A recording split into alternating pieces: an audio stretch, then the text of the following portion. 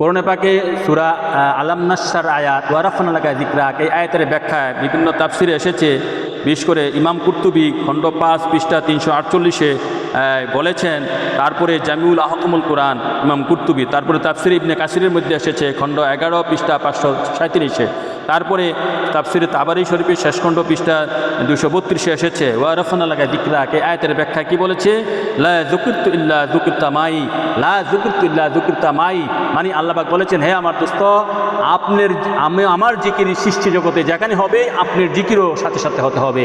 হ্যাঁ, আমার জিকির আমি কবুল করব না যতক্ষণ না আমার সাথে আপনার জিকির করা হবে। আল্লাহু আকবার, রাসূলুল্লাহ। এই জন্য ফেরেশতারা সর্বদা নবীজির জিকির করে, আল্লাহর জিকিরের পাশাপাশি নবীজির জিকির করে। এই জন্য ফেরেশতারা ইন্নাল্লাহা ওয়া মালাইকাতাহু ইউসাল্লুনা আলান নবী, নবীর উপরে দরুদ শরীফ পড়ে খোদা দাইমান। তাহলে আল্লাহ জিকিরের সাথে সাথে নবীজির জিকির কবুল করতে হবে, আল্লাহর স্মরণের সাথে সাথে নবীর স্মরণ করতে হবে, আল্লাহর ইবাদতের সাথে সাথে নবীজির ইবাদত করতে হবে। সেটা আল্লাহ আইন করে দিয়েছেন কোরআনে পাকে। আল্লাহ রাসূল তা আমাদের বুঝা মানার তৌফিক দান করুক। সকলে বলি